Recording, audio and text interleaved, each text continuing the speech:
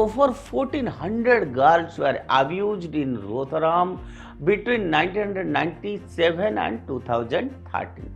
Grooming gangs draws comparisons with the controversial phenomenon referred to as the love jihad in India. In Ajmer, a group of influential men, including those associated with Dargah of Khwaja Moinuddin Chishti, exploited hundreds of young Hindu girls.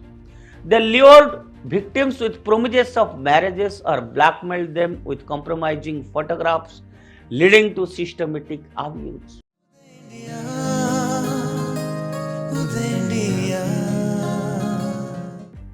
Namaskar friends, I welcome all to Uday India Digital Media.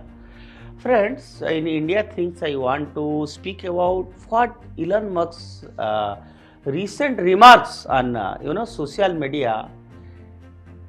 These have reignited a heated debate on a sensitive issue, handling of Pakistani grooming gangs in the United Kingdom during Keir Starmer's tenure as Director of Public Prosecutions (DPP). Elon Musk accused the UK Prime Minister of inaction against these gangs, which has sparked global discussions about the nature of such crimes. There are parallels in other countries like India and the alleged political motivations behind the lack of stringent action and Pakistani grooming gangs. You see, an overview, the term Pakistani grooming gangs refers to organized groups predominantly comprising of men of Pakistani origin involved in sexually exploiting vulnerable young girls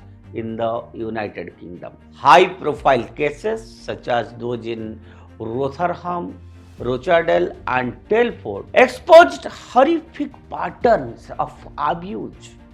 Victims, often from troubled backgrounds, were groomed with gifts, attentions and manipulation before being subjected to systematic exploitation, including gang rape and trafficking. Reports like the J report on Rotherham revealed that over 1400 girls were abused in Rotherham between 1997 and 2013.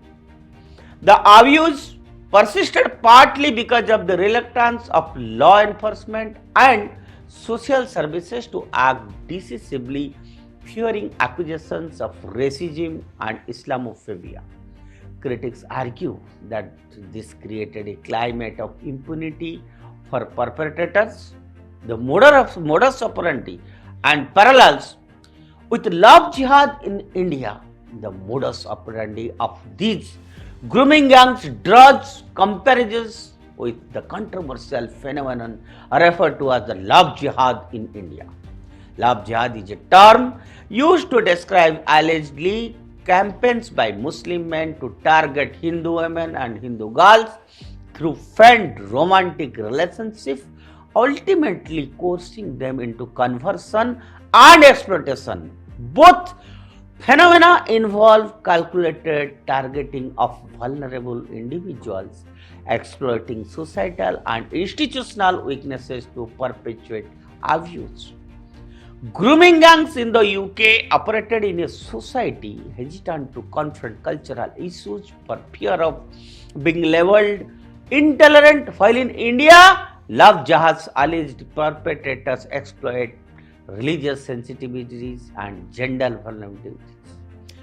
Both situations reveal a troubling intersection of power, a religion and exploitation, with institutions often faltering in their response. The Rotherham grooming gangs and Ajmer Sharif rape scandal. The Rotherham grooming scandal bears stark similarities to India's Ajmer Sharif rape case of the 1990s. In Ajmer, a group of influential men, including those associated with Dargah of Khwaja Moinuddin Chishti, exploited hundreds of young Hindu girls. They lured victims with promises of marriages or blackmailed them with compromising photographs, leading to systematic abuse. Both cases highlight systematic failures. In Rotherham, authorities ignored complaints partly due to fear of being accused of racial prejudice.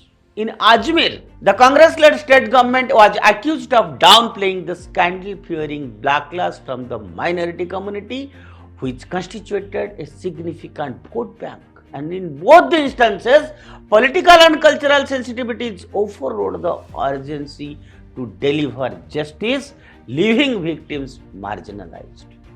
Political expediency in the Ajmer Sharif case. You will see the Ajmer Sharif case unfolded similarly, with the Congress government accused of shielding perpetrators to safeguard its vote bank.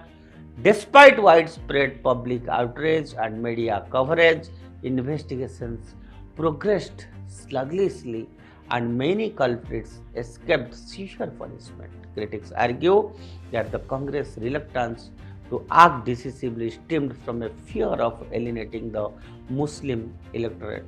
The parallels between Starmer's alleged inaction and Congress's approach in Ajmer point to a broader issue of political expediency undermining justice. When governance is swayed by the desire to maintain communal harmony or secular electoral gains, it creates an environment where perpetrators feel emboldened and victims are left voiceless. The broader implications will see the conversations surrounding grooming gangs and cases like Ajmer Sharif underscore the challenges of addressing crimes that intersect with crucial and communal sensitivities. Institutions tasked with ensuring justice often falter when faced with the dual pressure of political correctness and vote bank politics. This failure not only perpetuates the cycle of abuse but also erodes public trust in governance. Whether in UK or India, justice must transcend political and cultural considerations. Governments and law and enforcement agencies must adopt a victim-centric approach, ensuring that neither racial nor religious affiliations shield perpetrators from accountability. From Rotherham to Ajmer Sharif, thousands of vulnerable girls have been betrayed by the very institutions meant to protect them. Police, corruption, council negligence, and political cowardice allowed predators to operate with impunity while victims were silenced and discarded. When will both India and Britain confront the rot with its institutions? It's a question. Justice must be done no matter how uncomfortable the truth revealed may be. Complicit officials must be held accountable. The Rotherham grooming gangs and Ajmer Sharif rape scandal are grim reminders of the consequences of inaction. For societies to progress, there must be a collective resolve to confront these crimes head on, ensuring that justice prevails irrespective of the perpetrator's background or the political implications. That's all for today. Stay tuned with Uday India and subscribe to Uday India.